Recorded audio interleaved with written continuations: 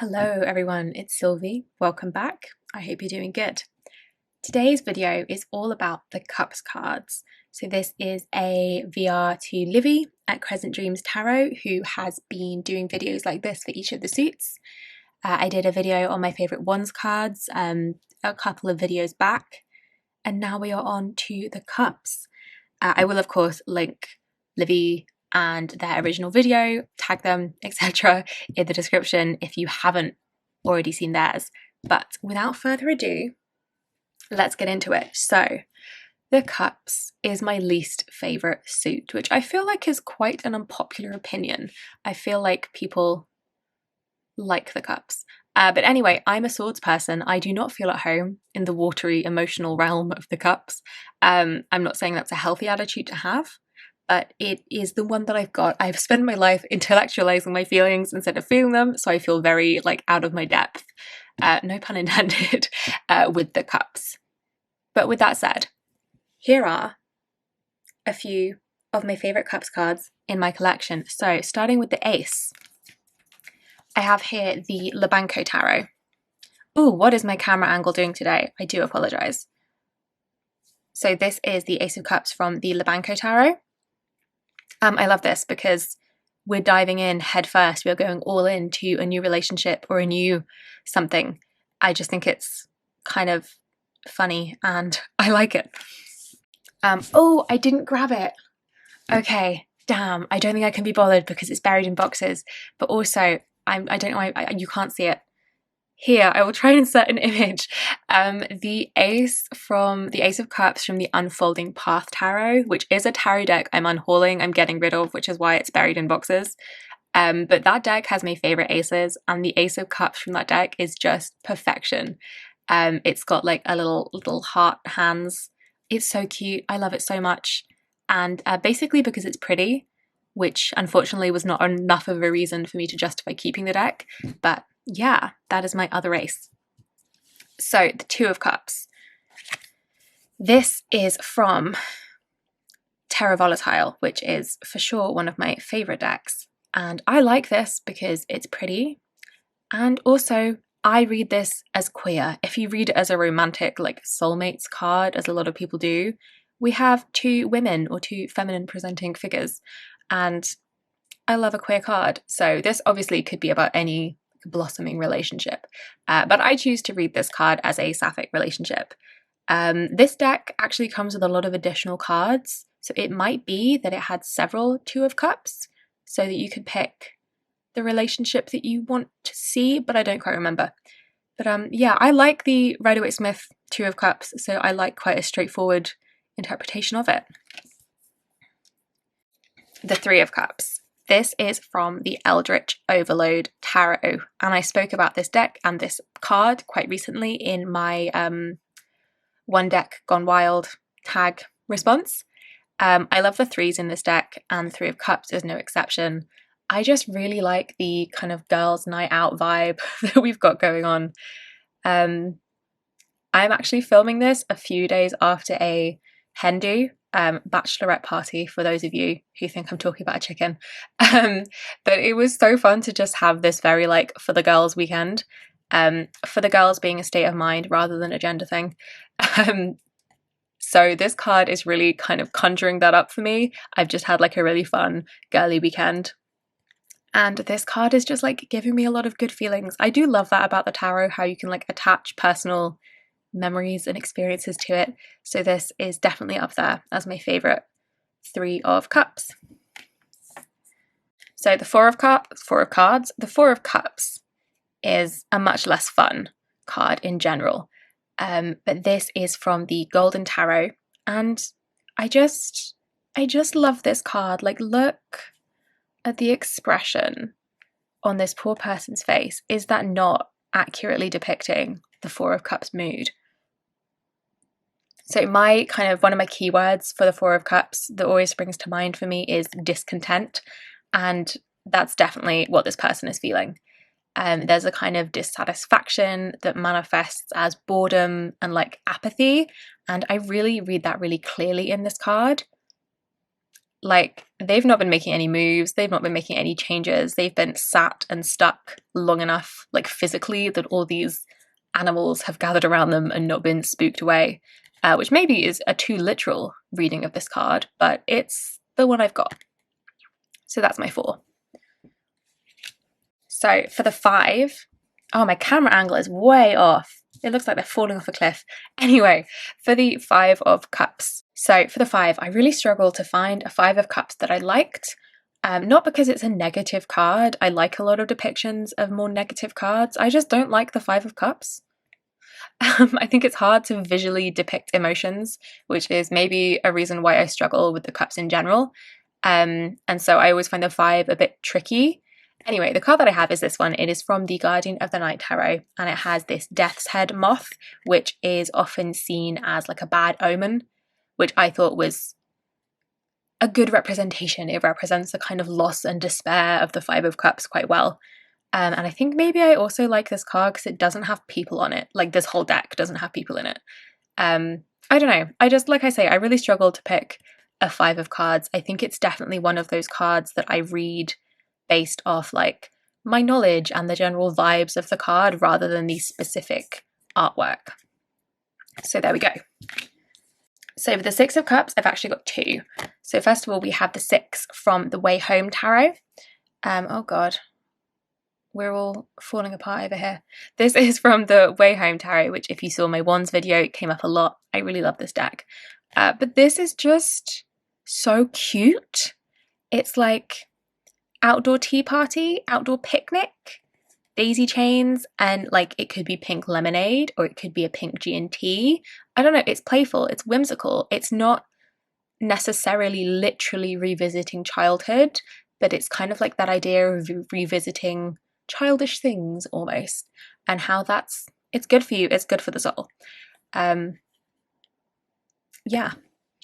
And it's pink and I like pink, okay? That's half the reason. And then my other 6 of Cups is from the Dungeons and Dragons Tarot. So the big like hoo-ha with this deck when it was published is that it doesn't have the suit names on the cards, you just have the 6. So you kind of have to know what you're looking at, which is annoying, but personally I found the suit cards, at least the 1 to 10, pretty easy to tell which is which. The court cards, not so much, but this video is not about the courts. Anyway, I really love this 6 of Cups, which I think is actually 6 of Wisdom because they renamed the suits to be like D&D stats, but I digress. I just love this. I know it's a child in the image, but who among us has not been transported back in time by revisiting books or movies that we loved as children? And I just can't think of a more perfect depiction of nostalgia, like especially for me personally, because I grew up reading lots, being read to lots, bonding with my mum over books. I have so many memories attached to certain books, and this card that's what that shows for me, and I love it a lot. So the 7 of Cups for me is decisions or indecision, but primarily the kind of fantasy that comes with having all of these perceived options and how you can get stuck in all of the potentials rather than the reality. So I have 2 for this card again. That's a lie, I have 3 for this card. But first up is the Wayhome Tarot once again. I told you it's a favourite. And to be honest, this one seems as much kind of drunk as like dreamlike or fantasy-like. But I think it works. It's that space where you're not really grounded in reality and you're really in your feelings, you're being led by your feelings, and you don't have that kind of that airy clarity of thought or that like earthy groundedness. It's all vibes. And then the next 2 I'm going to talk about together. So I really like, this is the Horror Tarot and the Darkwood Tarot. So I'm going to show these both together because they're both by the same artist, and I like them for the same sort of reason, because they both have this like dark, moody, macabre vibe, and I think they show that shadow side of the 7 really well. So this Horror Tarot, it just looks kind of sinister. And another phrase that pops to mind for the 7 of Cups for me is like, be careful what you wish for, which I don't know, I just think fits this card really well. And then for the Darkwood Tarot, I really like the fact that she's got her back to the cups and instead is focused on these 7 bats. And so it's that like confusion element of the 7 of Cups. I just like them. I feel like I'm really speeding through these. The cups are not my favourite, so I don't have that much to say. Anyway, the 8. This is the Horror Tarot again. I actually really love this deck. I keep nudging the camera, I'm sorry. So this, for the 8 of Cups, do you see the creepy hands that she's got, like grabbing at her dress? I love that detail. So it's like walking away from something, which is what the 8 of Cups is all about, can be difficult, and sometimes you're very entangled with certain situations or certain people and you have to pull yourself away. So I love it. And then another one for the 8 of Cups. This is from the Dream Vision Tarot.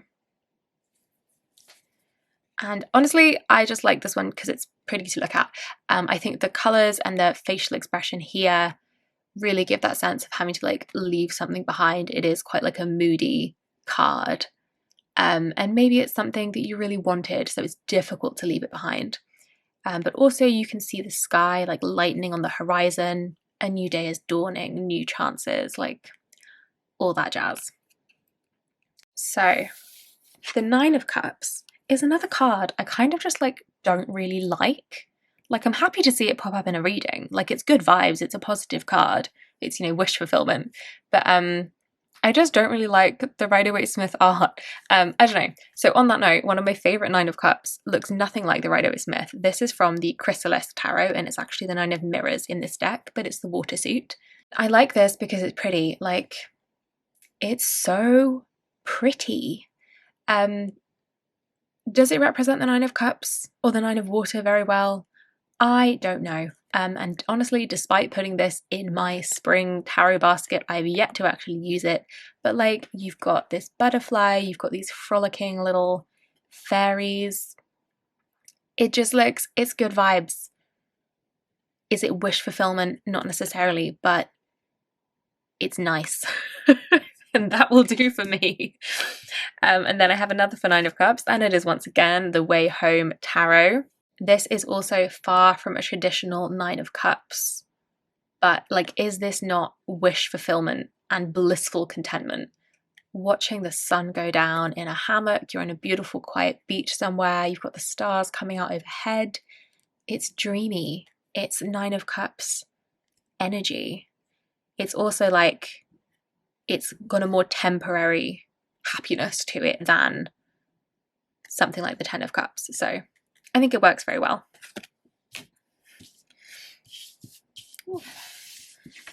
And finally, the 10 of Cups.